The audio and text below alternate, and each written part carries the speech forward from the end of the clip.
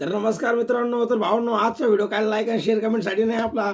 तर भावांनो, तुम्हाला सांगतो, मी जस्ट आता सकाळी उठलो तो मला माहिती नाही सूरज चव्हाण हा बिग बॉस सीझन 5 मधली ट्रॉफी कधी जिंकला.